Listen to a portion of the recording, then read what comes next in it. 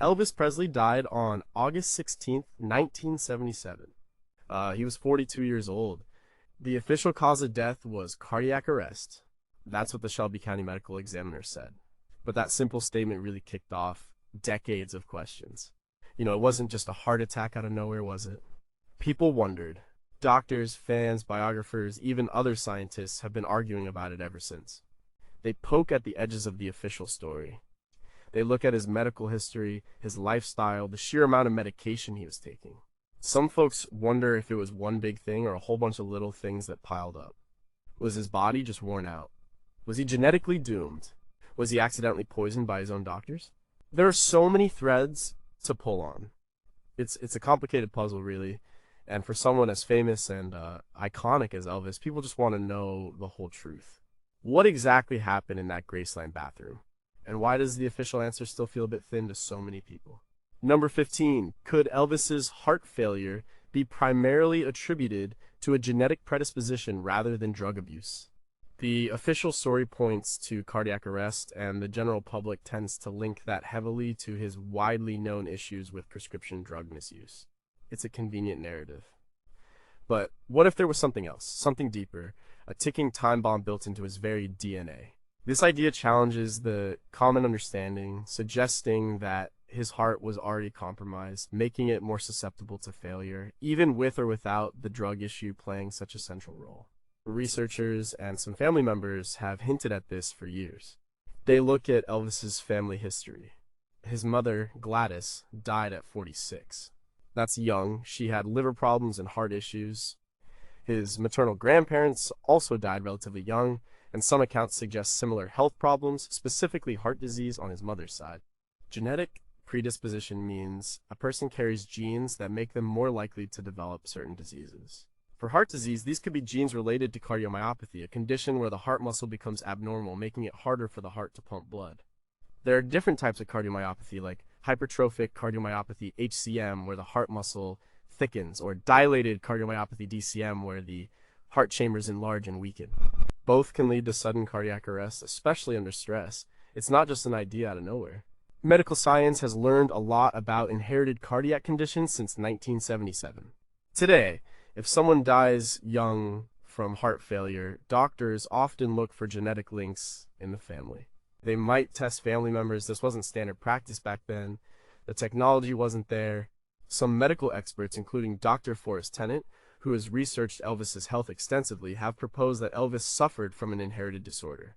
Dr. Tennant has argued for a more complex view of Elvis's health, suggesting that multiple systemic issues were at play, some possibly inherited, that predisposed him to various ailments, including cardiovascular problems. This perspective doesn't necessarily clear the role of drugs, but it reframes it. Instead of drugs being the sole cause of his heart's failure, they might have been the match that lit an already fragile fuse. Imagine a house with a weak foundation. You can blame the storm for the collapse, but the weak foundation made the storm far more destructive. There's also the issue of congenital heart defects, which might have gone undiagnosed. Elvis had a lot of health problems even before his drug use became severe. He had dizzy spells, fainting, unexplained pain. Some biographers, like Peter Guralnick in his detailed books on Elvis, touch on these early health struggles, showing a pattern of fragility that wasn't just about his lifestyle choices. If he had a genetic mutation causing a subtle heart defect, his body would have been under constant strain. Then, adding the massive stress of his career, the erratic sleep, the highly caloric diet, and the heavy use of prescription medications, all these factors would have put immense pressure on an already compromised organ. It's a scenario where multiple elements converge, making it hard to isolate just one cause. The genetic argument tries to say, look, this wasn't just a lifestyle choice consequence, there was a foundational vulnerability. What if he had a rare ion channelopathy, a condition affecting the electrical system of the heart, which often leads to sudden death? These are often inherited and can be silent until a trigger, like stress or certain medications. The official autopsy in 1977 didn't look for these things, the tools weren't available. And even if they were, the focus was already shifting to the drug narrative. So, the question remains, was he born with a heart that was destined to fail young, regardless of his habits? What if the family history of early deaths from cardiac issues was just dismissed as coincidence? What if modern genetic testing could have completely rewritten his medical story? Could an inherited condition have made him more susceptible to the adverse effects of the medications he was taking? Why wasn't a thorough family medical history, specifically looking for genetic links, pursued more aggressively by his doctors? His number 14 was chronic constipation, a major, overlooked contributor to his death. This sounds a bit strange at first, doesn't it? Chronic constipation as a cause of death? But stick with it. Some medical researchers, most notably Dr. George Nichopoulos, Elvis's personal physician, and other pathologists who have reviewed the case, have pushed this idea. And Dr. Nick, in particular, spent a lot of time documenting Elvis's severe and debilitating bowel issues. He described Elvis as suffering from megaclon, a condition where the large intestine becomes abnormally distended and loses its ability to move waste properly. This isn't just a minor tummy ache. This is a serious chronic condition that can have widespread effects on the body. Elvis suffered from extreme constipation for years. Reports from those close to him, including his nurses and bodyguards, describe how he would sometimes spend days in the bathroom trying to relieve himself. He often used strong laxatives and even enemas frequently. This isn't just uncomfortable, it's a huge stressor on the body. A severely impacted colon can put pressure on other organs. It can lead to a condition called fecal impaction, where a hard mass of stool gets stuck and can't be passed. Now, how does this link to his heart? One theory involves the Valsalva maneuver. This is what happens when you strain to pass stool. You hold your breath and bear down. This maneuver significantly increases pressure in the chest and abdomen. It momentarily reduces blood flow back to the heart, and then when you exhale and relax, there's a sudden surge of blood. For someone with an already compromised cardiovascular system, or even a normal one, repeated intense Valsalva maneuvers can be dangerous. They can trigger arrhythmias, irregular heartbeats, and even sudden cardiac arrest. It's not uncommon for people to have heart attacks while straining on the toilet. Furthermore, a severely distended colon can put pressure on the vagus nerve, which runs from the brainstem to the abdomen and plays a critical role in regulating heart rate and blood pressure. This vagal stimulation can cause bradycardia, slow heart rate, or even asystole, complete absence of heart electrical activity. While this is usually temporary in a susceptible individual, it could be a contributing factor to a fatal cardiac event. The prolonged discomfort and stress associated with megacolon can also contribute to systemic inflammation and overall physiological strain. And Dr. Nick claimed that Elvis's colon was twice the normal size at the time of his death. He even stated that he had planned to perform a colostomy on Elvis, a surgical procedure to remove part of the colon, just a few weeks after he died, as a last resort to alleviate the severe constipation. This isn't just a speculative claim, it comes from his primary doctor. Dr. Nick and others argued that the official autopsy, which primarily focused on the immediate cause of death, didn't adequately consider the long-term systemic impact of this severe gastrointestinal issue. They believe it put his entire system under immense strain, making his heart particularly vulnerable. Some medical professionals reviewing the case posthumously have agreed that such severe constipation could indeed have been a significant contributing factor, not necessarily the sole cause, but a major piece of the puzzle that was underplayed. What if the chronic stress from his constipation led to systemic inflammation that weakened his heart over time? Could the repeated Valsalva maneuvers have led to microscopic damage to his blood vessels or heart tissue? Why was such a chronic and debilitating condition not seen as a more direct threat to his overall health, even by his own doctors, until it was too late? If Dr. Nick had plans for surgery, doesn't that suggest the problem was critical, and therefore a more likely cause than simply cardiac arrest on its own? Number 13. Was Dr. Nick's medical management negligent, and did it directly contribute to Elvis's death? Dr. George Nichopoulos, known as Dr. Nick, was Elvis's personal physician for the last decade of his life. He was with Elvis for many years and knew him intimately, medically speaking. But Dr. Nick became a lightning rod for criticism after Elvis died.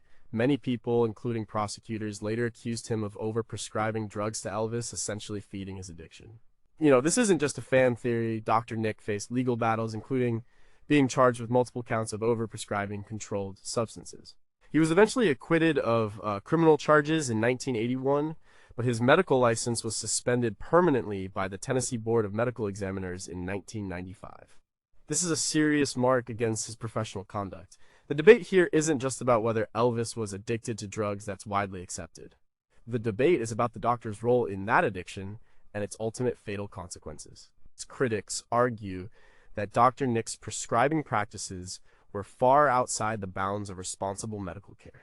The court documents and investigative reports revealed that Dr. Nick dispensed tens of thousands of doses of various prescription drugs to Elvis and his entourage over just a few years. These included powerful painkillers like Dilaudid, Percodan, and Demerol, as well as sedatives, amphetamines, and hypnotics. The sheer volume is staggering. One argument against Dr. Nick is that he was enabling Elvis's drug dependence, not treating it. He often claimed he was trying to control Elvis's drug use by giving him known dosages rather than letting him get drugs from other sources, which he argued would be even more dangerous. He also stated he sometimes gave Elvis placebos, but many medical ethicists and addiction specialists would argue that this approach is highly problematic. It blurs the line between physician and drug provider.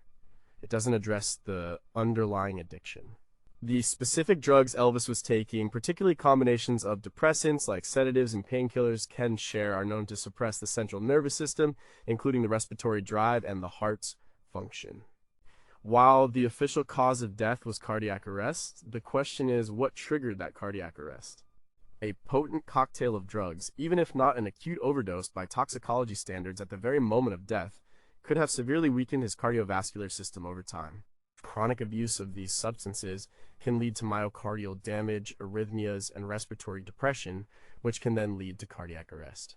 The toxicology report from 1977, while initially not indicating an overdose in the sense of a single massive dose, did show high levels of multiple drugs in his system. Later reviews of the toxicology by medical experts suggested that the combination of drugs, even if individually below lethal levels, could have been synergistic, meaning they amplified each other's effects, especially on the heart and respiratory system. Dr. Nicopoulos's long history of providing these medications, critics argue, was a direct pipeline to Elvis's premature death. His medical records and the sheer quantity of drugs prescribed paint a picture of a doctor who lost his way, or perhaps was too beholden to his famous patient to provide proper care. What responsibility does a doctor hold when their patient is famous and demanding? Could Dr. Nick have legitimately believed he was helping Elvis by controlling his intake, even if that approach was deeply flawed? If the toxicology report didn't show an acute overdose, does that absolve the long-term effects of chronic polypharmacy? Would Elvis have sought drugs elsewhere if Dr. Nick refused? And would that have been a better or worse outcome? Number 12, did the unconventional autopsy protocol or its interpretation obscure the true cause of death? When Elvis died, the autopsy was performed by Dr. Jerry Francisco, the Shelby County medical examiner. The initial findings quickly stated cardiac arrest, but almost immediately questions arose. Not just from the public, but from some within the medical community. The main issue was the official stance on drugs. Dr. Francisco initially stated that drugs had played no role in Elvis's death, or at least not a direct one leading to an overdose. This was a controversial statement even at the time, given Elvis's well-known history of drug use and the substances found in his system. The medical community's interpretation of overdose in 1977 was also different. An acute overdose usually meant a single massive intake of a substance that immediately kills. But many experts now understand that chronic polypharmacy, the long-term use of multiple drugs, can weaken the body and contribute to death in ways that aren't a simple acute overdose. The toxicology report did show significant levels of several drugs in Elvis's system, including codeine, Valium, Placidol, and Quaalude. These are depressants. The combination of these drugs is particularly dangerous because they can suppress the central nervous system and respiratory drive. In 1977, the forensic toxicology was also not as advanced as it is today. Later re-evaluations of Elvis's toxicology report by independent pathologists and pharmacologists, such as Dr. Cyril Wecht, a prominent forensic pathologist, suggested that the drug levels, particularly in combination, were consistent with an overdose that could lead to cardiac or respiratory arrest. Dr. Wecht and others argued that the initial interpretation was either too narrow or politically motivated to protect Elvis's image. There was immense pressure to handle the death of such an iconic figure delicately. Another point of contention relates to the examination of his colon. As discussed earlier, Dr. Nick talked about Elvis's severely distended colon. However, Dr. Francisco later stated that Elvis's colon was normal. This is a direct contradiction between the performing physician and the medical examiner. Such discrepancies raise flags. Was the colon examined thoroughly? Was its condition truly assessed? Or was it deemed irrelevant to the immediate cause of cardiac arrest? A thorough autopsy would document all significant findings, even if they aren't the primary cause of death, because they can be contributing factors.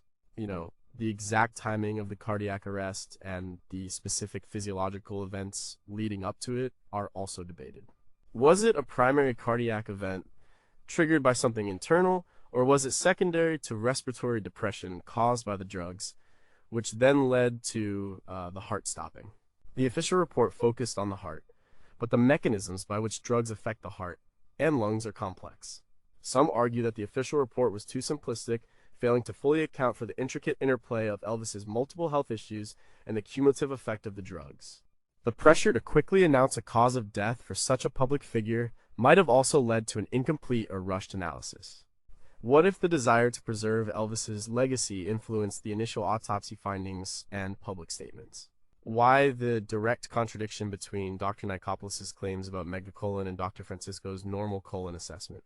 Could a more thorough and unbiased toxicological analysis using today's methods reveal a different immediate cause of death, or at least a clearer chain of events? Were there political or public relations considerations that led to downplaying the role of prescription drugs in his death? Number 11, could chronic inflammation from undiagnosed autoimmune conditions have weakened his body to a fatal degree? This theory moves away from the immediate drug overdose or simple heart attack explanation and instead looks at Elvis's long-term health struggles through a different lens. What if he had an underlying autoimmune condition that was slowly but surely attacking his body, leading to a cascade of symptoms and ultimately weakening his systems, including his heart, to the point of failure? As autoimmune diseases are conditions where the body's immune system mistakenly attacks its own healthy tissues. There are many types, and they can affect almost any part of the body.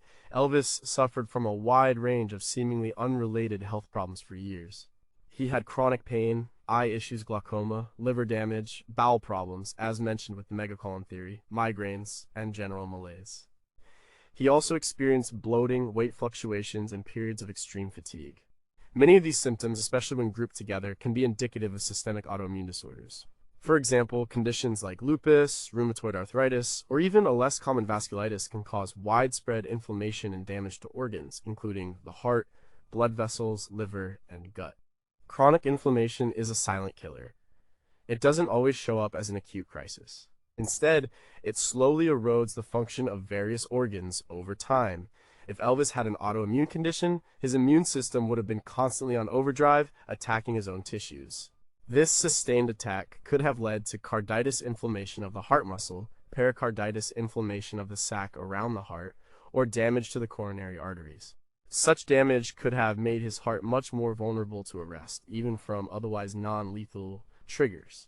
The problem is that many autoimmune diseases are difficult to diagnose. Even today, they often require a range of specialized tests and can take years to pinpoint. In the 1970s, diagnostic capabilities for autoimmune conditions were far less sophisticated. Doctors often treated individual symptoms as separate problems rather than seeing them as manifestations of a single underlying systemic disease. This could explain why Elvis was seeing multiple specialists for various ailments and being prescribed an array of medications for each symptom, rather than addressing a root cause. The medications themselves, especially corticosteroids, while sometimes used to treat autoimmune conditions, also have their own side effects that can impact cardiovascular health. This theory also adds another layer to the discussion of his drug use. If Elvis was in chronic pain and distress from an undiagnosed autoimmune condition, it might have driven him to seek relief through prescription painkillers and sedatives. The drugs in this context become a form of self-medication for an unbearable physical reality rather than just a recreational addiction. It doesn't excuse the addiction, but it offers a potential explanation for its severity and persistence. The drugs might have provided temporary relief, masking the deeper problem while simultaneously exacerbating other issues and putting more strain on his already compromised organs. What if Elvis's seemingly disparate symptoms were actually clues to a single, profound autoimmune disease? Could a modern immunological workup have revealed a systemic inflammation that was never properly addressed? Did the constant inflammation make his body more susceptible to the toxic effects of the various medications he was taking? Why were his doctors not able to connect the dots between his varied and persistent health complaints? Number 10, to what extent did chronic sleep apnea contribute to his final cardiac event. Sleep apnea is a serious sleep disorder where a person repeatedly stops breathing during sleep. These pauses in breathing can last from a few seconds to minutes and can happen many times an hour. Each time breathing stops, the brain wakes the person up just enough to restart breathing, but they rarely remember these awakenings. This leads to extremely fragmented and poor quality sleep.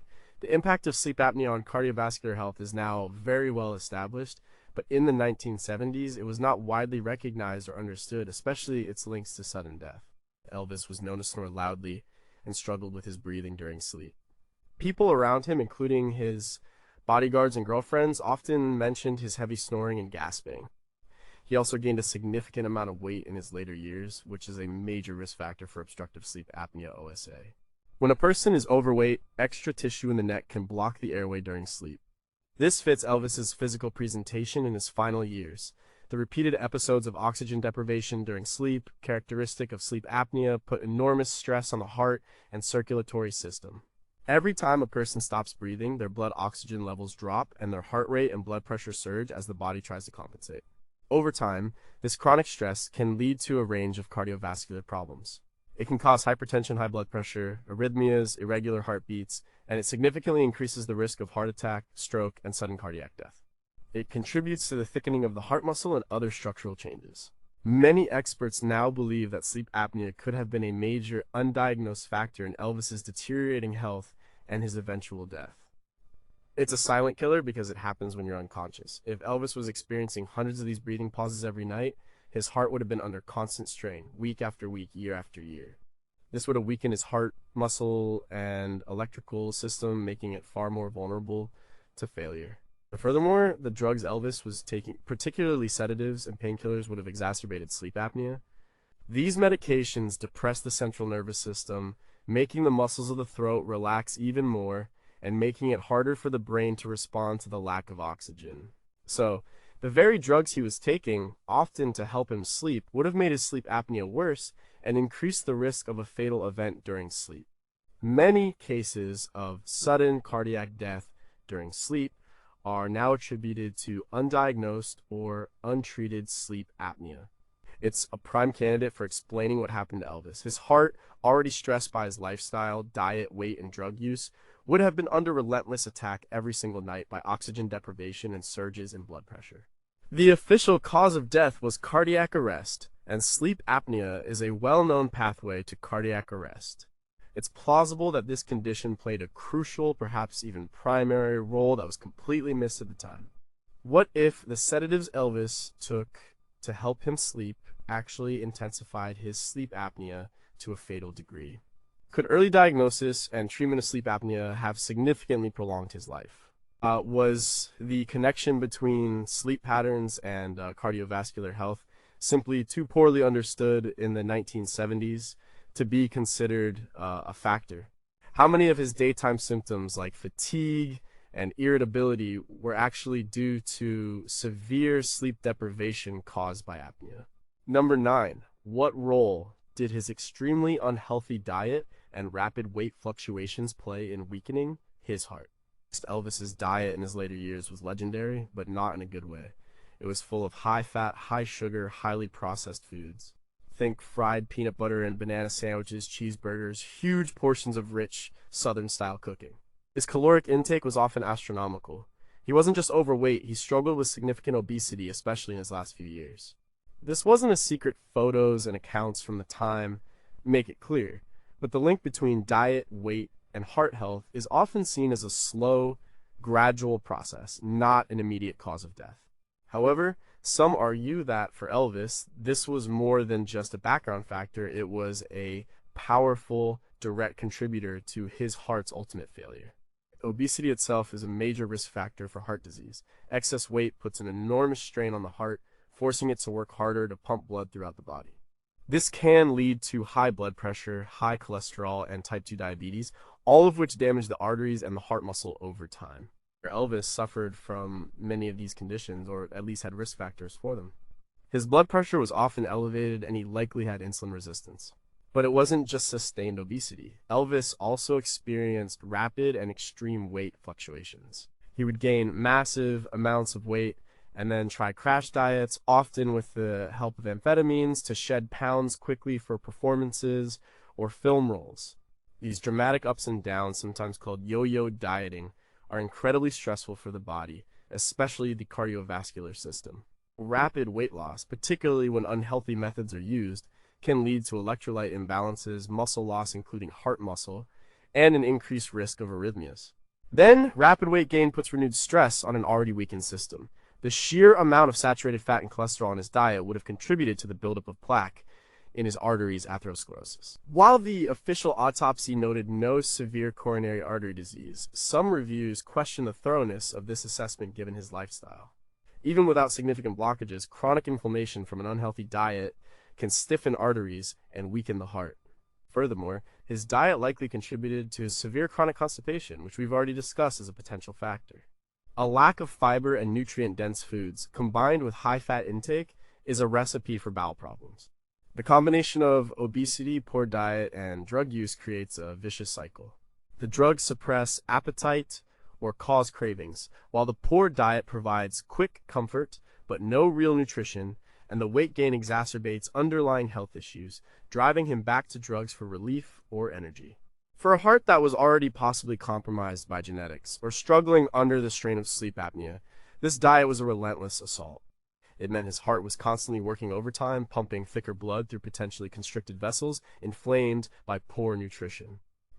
It's not a single fried sandwich that killed him, but years of this pattern. This cumulative damage would have significantly lowered his heart's reserve capacity, making it vulnerable to any sudden stressor, like the drug cocktail or a Valsalva maneuver. What if his heart was physiologically older than his chronological age due to his diet? Could the cycles of extreme dieting and binge eating have caused micro damage to his heart muscle that went undetected? If the focus wasn't on acute overdose, why wasn't the chronic nutritional abuse highlighted as a major contributing factor in the official report? To what extent did his diet interfere with the effectiveness or toxicity of the medications he was taking? Number 8. Was there a crucial undiagnosed liver or kidney dysfunction exacerbating drug toxicity? When Elvis died, the toxicology report looked at drug levels in his system. But what about how his body was processing those drugs? The liver and kidneys are vital organs for metabolizing and eliminating drugs from the body. If these organs are not functioning properly, drugs can build up to toxic levels, even if the initial dose might not be considered an overdose in a healthy individual. This is a critical point that can shift the focus from merely how much drug was taken to how well could his body handle it. Elvis had a history of liver issues. His mother, Gladys, died young from liver failure. This immediately suggests a potential genetic predisposition to liver weakness. Throughout his life, Elvis received many injections and took countless pills, some of which are known to be hepatotoxic damaging to the liver. For example, codeine, one of the drugs found in his system, is metabolized by the liver. Many sedatives and painkillers put a significant burden on the liver. Chronic, heavy use of these substances can lead to liver inflammation, fatty liver disease, or even cirrhosis over time. If Elvis's liver function was compromised, it would mean that drugs would stay in his system longer and reach higher concentrations than they would in someone with a healthy liver. This turns a standard dose into a potentially toxic one. The same applies to his kidneys. The kidneys filter waste products and drugs out of the blood. If kidney function is impaired, drugs accumulate. There are reports of Elvis having kidney problems and fluid retention, which could point to some renal dysfunction. The synergistic effect of multiple drugs is also crucial here. When the liver and kidneys are struggling, processing one drug is difficult enough. Processing 5 or 6 different drugs, all competing for the same metabolic pathways, creates an immense burden. This polypharmacy in a person with compromised organ function is a recipe for disaster. The drugs don't just act individually, they interact. Some drugs might inhibit the metabolism of others, leading to even higher concentrations of certain substances in the blood. Medical records from Elvis's later years, if fully disclosed and meticulously reviewed through a modern lens, might reveal signs of declining liver and kidney function that were either not fully appreciated at the time or were considered secondary to his drug use. It's a chicken and egg situation. Did the drugs cause the organ damage? Or did pre-existing organ weakness make the drugs more toxic? It's likely both, but If there was an underlying vulnerability, it makes the official cardiac arrest explanation feel incomplete, as the organ failure would be a proximal cause of the body's systems shutting down. This debate highlights the complexities of toxicology and pathology. It's not always about a single acute event. It's about cumulative damage and the body's diminishing capacity to cope. If his liver or kidneys were failing, his body was in a state of chronic toxicity, even without what might have been considered a traditional overdose by 1977 standards. What if the autopsy did not sufficiently test for the functional capacity of his liver and kidneys, only their gross appearance? Could his long-term prescription drug use have irreversibly damaged these vital organs, making any dose potentially lethal? If his mother died of liver failure, why wasn't his liver health monitored more aggressively? Did the combination of drugs he took create a cascade of metabolic failures that directly led to his cardiac arrest, independent of an acute overdose? Number 7, was Elvis's death a result of polydrug interaction syndrome rather than a single overdose? The term polydrug interaction syndrome is more precise than simply saying overdose. It refers to the complex and often unpredictable effects that occur when multiple drugs are taken simultaneously, especially when those drugs have similar effects like central nervous system depressants or when they interfere with each other's metabolism. This is a key debate point because the initial autopsy dismissed an acute overdose as the cause of death. However, later independent medical reviews, particularly those by prominent forensic pathologists like Dr. Cyril Wecht, argued for polydrug toxicity. While Elvis was known to take a cocktail of prescription drugs, on the day he died and in the days leading up to it, he had various painkillers, sedatives, tranquilizers, and stimulants in his system. These weren't taken all at once, necessarily, but were chronically consumed. The critical point is that many of these drugs are central nervous system depressants. When taken together, their effects don't just add up, they multiply. This is called a synergistic effect. For example, combining a sedative like Valium with a hypnotic like Placidil and a painkiller like codeine can cause profound respiratory depression and cardiac slowing.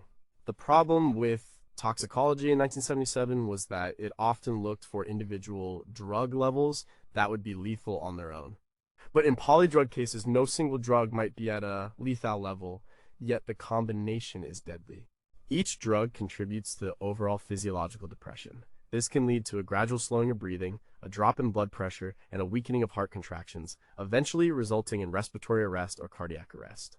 Dr. Wecht, in a 2007 review of Elvis's death published in the New York Daily News, was quite explicit. He asserted that the toxicology findings indicated that Elvis died from a combination of drugs. He argued that the original findings were a cover-up, or at least a misinterpretation driven by the immense public pressure and the desire to protect Elvis's image. Dr. Wecht pointed out that the drug levels, when considered in concert, were significant enough to cause death, even if individually they didn't hit the single lethal dose threshold. This theory doesn't necessarily contradict the official cardiac arrest cause, but provides the critical mechanism behind the cardiac arrest. It wasn't just his heart giving out randomly, it was his central nervous system, overwhelmed by multiple drugs, failing to regulate breathing and heart function, which then led to the heart stopping. His chronic constipation, Valsalva maneuver, and sleep apnea would also be exacerbated by these depressants. They would have made it harder for his body to respond to stress or lack of oxygen. The debate challenges the simplistic view that if no single drug is at a lethal level, then drugs aren't the cause. Modern forensic toxicology recognizes polydrug toxicity as a common and complex cause of death. Elvis's case, with his known pattern of polypharmacy and the specific drugs found in his system, fits this pattern perfectly. It points to a situation where the cumulative burden on his system, primarily from the interaction of the drugs, pushed his body past the point of no return. What if the initial toxicology interpretations failed to account for the synergistic effects of the multiple drugs found in his system? Could the public and medical community have been misled by a narrow definition of overdose in 1977? If polydrug interaction was the primary mechanism, how culpable are the prescribing doctors? Would a comprehensive review of all prescriptions and their interaction profiles have prevented his death? Number 6, could his history of head trauma from karate and stunt work have led to chronic traumatic encephalopathy (CTE) or other neurological issues.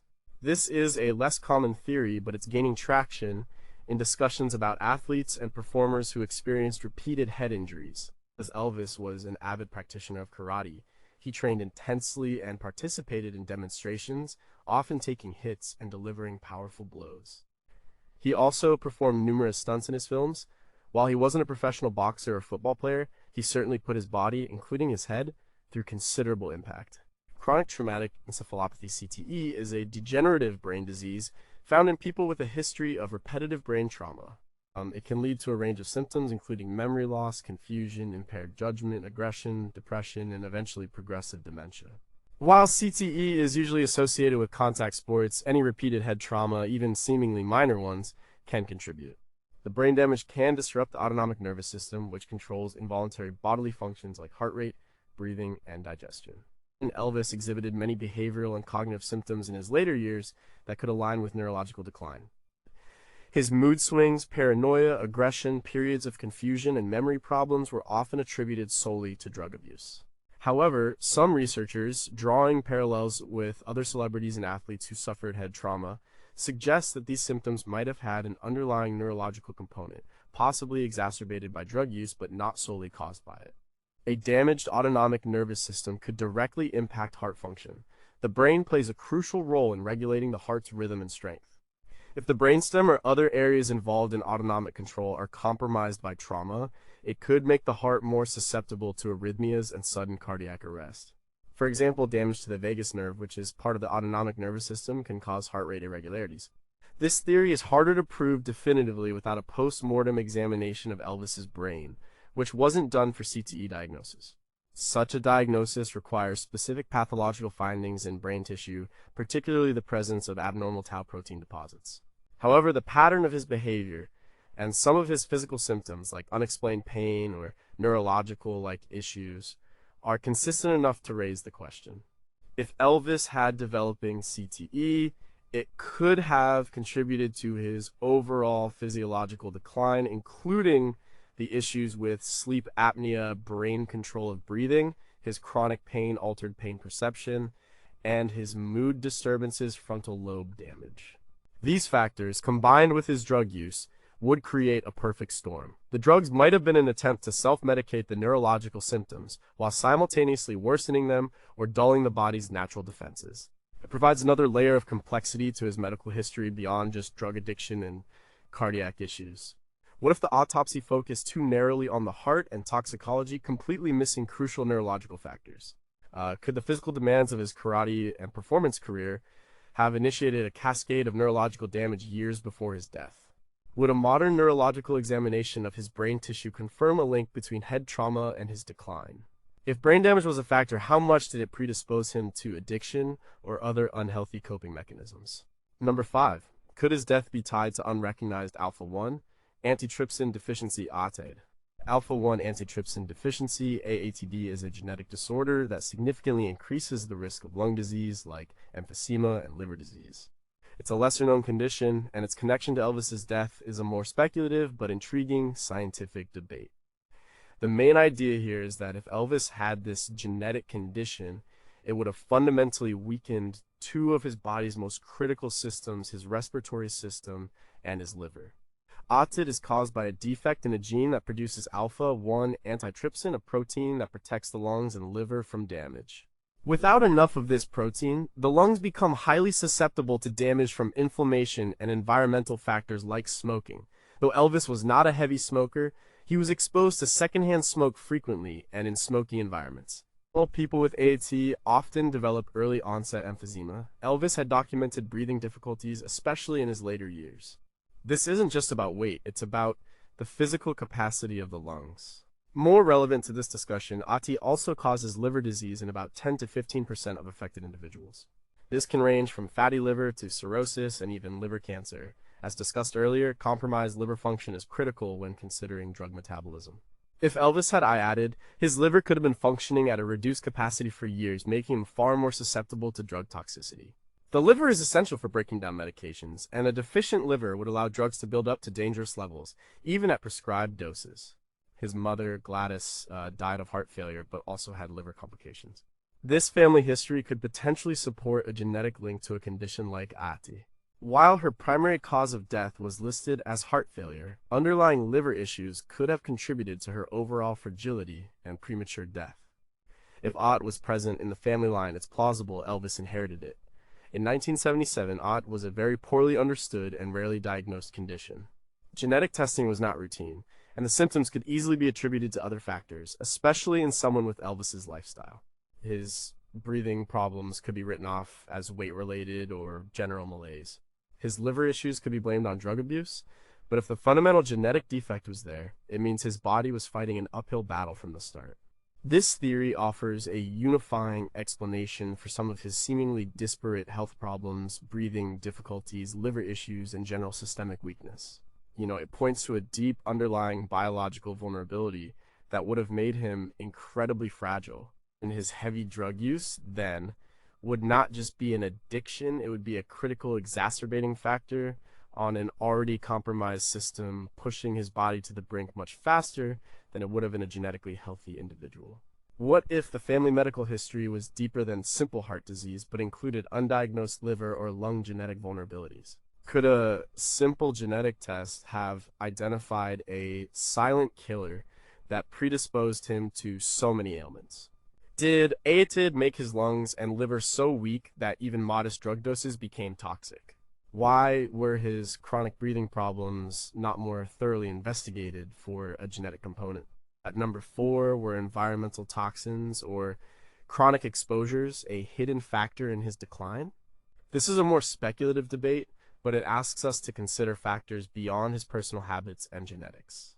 What if Elvis was exposed to environmental toxins over his lifetime that slowly damaged his organs and contributed to his eventual death? This could include anything from industrial pollutants to heavy metals, pesticides, or even chronic exposure to certain chemicals in his living or working environments. Well, Elvis grew up in a working-class environment in Tupelo, Mississippi, and later Memphis, Tennessee.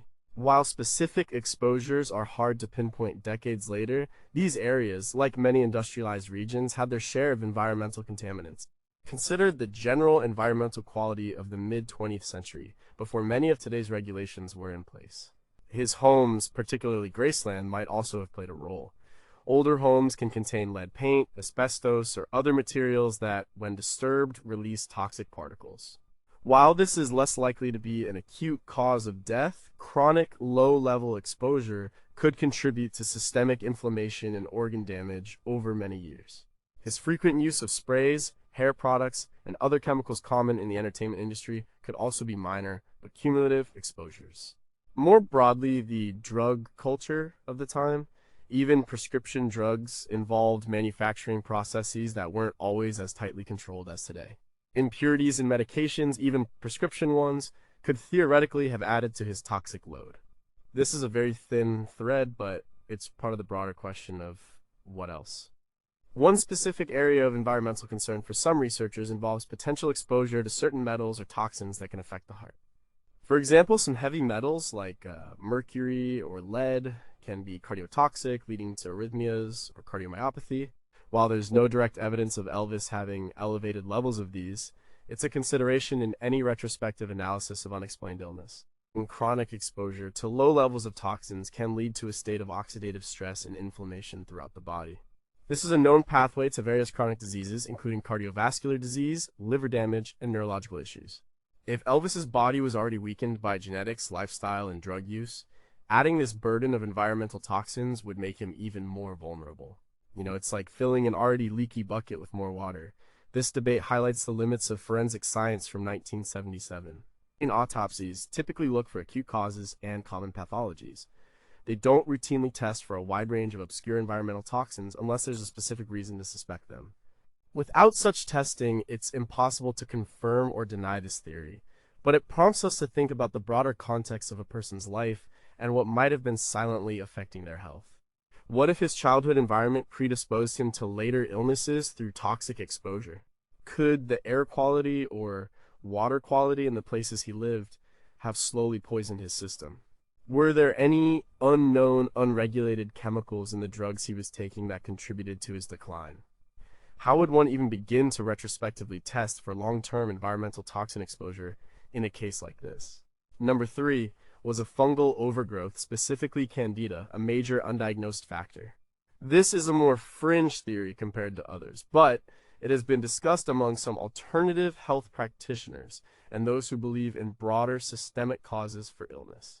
The idea is that Elvis suffered from a severe, chronic, systemic fungal overgrowth, particularly Candida albicans. The Candida is a type of yeast that naturally lives in the human body, but an overgrowth can lead to a range of symptoms and systemic issues. The proponents of this theory point to Elvis's diet and drug use as major contributors to Candida overgrowth. His diet was incredibly high in sugar and refined carbohydrates, which are primary fuel sources for yeast. His extensive use of antibiotics, prescribed over the years for various infections or suspected infections, would have wiped out beneficial gut bacteria, allowing yeast to flourish unchecked.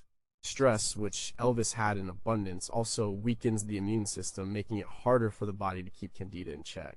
The symptoms often attributed to systemic candidiasis include extreme fatigue, digestive problems, bloating, constipation, diarrhea, brain fog, skin rashes, mood swings, and general malaise. Elvis exhibited many of these. The theory suggests that this chronic fungal infection created a state of constant inflammation and toxicity in his body. Toxins released by the yeast mycotoxins could circulate throughout the bloodstream, putting a strain on the liver, kidneys, and immune system. If his body was constantly fighting a severe systemic fungal infection, it would have been under immense stress. This chronic internal battle would have weakened his immune response and inflamed various tissues, including potentially the heart and blood vessels. Such a state of chronic inflammation could contribute to cardiovascular vulnerability and make him more susceptible to other health crises. Furthermore, a severely compromised gut, where the Candida overgrowth would largely reside, can lead to leaky gut syndrome. This means the intestinal lining becomes permeable, allowing toxins and undigested food particles to enter the bloodstream. This further exacerbates systemic inflammation and places an even greater burden on the liver and immune system. In 1977, systemic candidiasis was not widely recognized or diagnosed by mainstream medicine, certainly not as a potential cause of death. It would not have been part of a typical autopsy protocol. Even today, diagnosing systemic candidiasis can be challenging, and its role as a primary cause of death is highly debated and rarely accepted by conventional medical science. However, those who advocate for this theory believe it offers a comprehensive explanation for Elvis's constellation of symptoms that goes beyond simple addiction. This theory suggests that his drug use, while certainly problematic, was also part of a larger medical picture where his body was already in a state of chronic illness and toxicity, and the drugs were either masking symptoms or contributing to the imbalance. It pushes the idea that his ultimate collapse was multifactorial, with a pervasive, undiagnosed infection as a key underlying element. What if the autopsy overlooked a crucial chronic internal infection due to the limited understanding of systemic candidiasis at the time? Could his diet and heavy antibiotic use have created an internal environment that led to a fatal fungal burden? If such an infection was present, how much did it contribute to his chronic fatigue, pain, and other seemingly unrelated symptoms? Would addressing such an infection have significantly altered his health trajectory, even with his drug use? Number 2, what if the official story was an intentional cover-up to protect Elvis's legacy? This is perhaps the most emotionally charged and pervasive debate, not just scientific, but also socio-political. The idea that the official cause of death, cardiac arrest, initially downplaying drug involvement, was a deliberate act of obfuscation. This isn't just about misinterpretation, it's about intentional deception driven by powerful interests. When Elvis died, he was arguably the most famous person on the planet. His death was a monumental event. There was immense pressure to control the narrative. The public adored him, and his image was incredibly valuable. Admitting that he died of a blatant prescription drug overdose would have been devastating to his legacy, his family, and the various business interests tied to his name. It would have cast a dark shadow over everything he represented. Dr. Jerry Francisco, the medical examiner, initially stated that drugs had no role in his death or were not a contributing factor. This statement was met with skepticism immediately, given Elvis's known struggles. It was only later, after further toxicology analysis and pressure from the media and other medical professionals, that the role of drugs was reluctantly acknowledged, but still framed in a way that avoided calling it an overdose in the acute sense. Some biographers and investigative journalists, such as Charles C. Thompson II and James P. Cole, in their book The Death of Elvis: What Really Happened, have argued strongly that there was a deliberate effort to sanitize the official story. They suggest that the initial autopsy and its findings were rushed and incomplete, tailored to present a less scandalous public narrative. The immense pressure from Elvis's estate, his management, Colonel Tom Parker, and even potentially local authorities could have influenced the reporting. The discrepancies in the autopsy findings, like the conflicting reports on his colon's condition between Dr. Nick and Dr. Francisco, further fuel these suspicions. If the medical examiner's report contradicted the long-term observations of the treating physician on such a fundamental issue, it raises serious questions about the thoroughness and objectivity of the autopsy. The later re-evaluation of the toxicology reports by independent experts like Dr. Cyril Wecht, who concluded that polydrug toxicity was the likely cause, adds weight to the cover-up argument. Wecht explicitly stated that he believed the original findings were a cover-up of the medical facts. This is a strong accusation from a highly respected forensic pathologist. This debate goes beyond medical science into the ethics of post-mortem investigations and the influence of fame and money. It suggests that the official cause of death wasn't just a scientific conclusion, but a carefully constructed narrative designed to protect an icon. While it may not change the physiological reality of how his body ultimately failed, it changes our understanding of the information we were given and how it was presented. It asks whether we can truly trust the initial official records when such powerful forces are at play. What if crucial evidence was deliberately omitted or downplayed in the initial autopsy report? Did the immense public pressure and financial stakes make an objective assessment impossible in 1977? If there was a cover-up, how many people were complicit, and for what reasons? Could a truly independent modern forensic investigation, unburdened by political and emotional factors, completely rewrite the story of his death? Number 1. Was Elvis's death a complex interaction of ALL, these factors making a single cause of death simplistic and misleading? This final debate circles back to a crucial point. Perhaps all these individual theories, rather than contradicting each other, actually describe pieces of a larger, incredibly complex puzzle. The human body is an intricate system, and when an iconic figure like Elvis, with a history as complicated as his, succumbs, it's rarely due to a single, isolated event. It's often a cascade, a perfect storm of converging vulnerabilities and stressors. The official cause of death, cardiac arrest, while technically true as his heart stopped, provides almost no explanatory power for why it stopped. Consider this interconnected web of factors. 1. Genetic predisposition. If Elvis had a family history of heart weakness, or an undiagnosed genetic disorder like AATD, or a cardiomyopathy, his heart was fundamentally fragile from the start. This makes it a ticking time bomb. 2. Unhealthy lifestyle and diet. Years of a high-fat, high-sugar diet led to severe obesity and metabolic stress. Rapid weight fluctuations put additional strain on his heart and endocrine system. This eroded his cardiovascular health over decades. 23. Chronic sleep apnea. Exacerbated by his weight and sedative use, sleep apnea caused repeated oxygen deprivation and surges in blood pressure every night. This relentlessly damaged his heart and blood vessels. 4. Severe chronic constipation megacolon. This caused constant straining, placing immense pressure on his cardiovascular system through the Valsalva maneuver, and potentially stimulating the vagus nerve in dangerous ways. It was a chronic physical stressor. 5. Polydrug use and organ dysfunction. His massive intake of prescription drugs, prescribed by Dr. Nick and others, created a constant state of polydrug toxicity. His liver and kidneys, potentially weakened by genetics, AATD, or chronic drug use itself, struggled to metabolize these substances. This led to a cumulative toxic burden, impairing his central nervous system and his heart's ability to function. The drugs also worsened his sleep apnea and constipation. 6. Chronic inflammation, autoimmune issues. His myriad of unexplained symptoms might point to an undiagnosed autoimmune condition, which would have kept his body in a state of chronic inflammation, further weakening his organs over time. Each of these factors on its own might not be sufficient to explain his sudden death, but when you combine them, they create a scenario where his body was under relentless attack from multiple directions. His heart was not just healthy and suddenly stopped. It was likely overworked, inflamed, oxygen-deprived, constantly stressed, and chemically suppressed. The cardiac arrest was the final symptom of a body that had simply worn out due to an accumulation of insults. The official cause of death in 1977, while technically accurate at the most immediate physiological level, was almost certainly an oversimplification. It failed to capture the intricate, interwoven tapestry of factors that led to that final moment. This comprehensive view argues against a single smoking gun and instead highlights the tragic reality of a beloved icon whose life and death were deeply complex, intertwined with his physical vulnerabilities, lifestyle choices, and the medical practices of his time. This view doesn't blame one thing. It recognizes the multifaceted nature of human health and mortality. What if medical science in 1977 was simply not equipped to understand or report on such a complex interplay of factors as the true cause of death?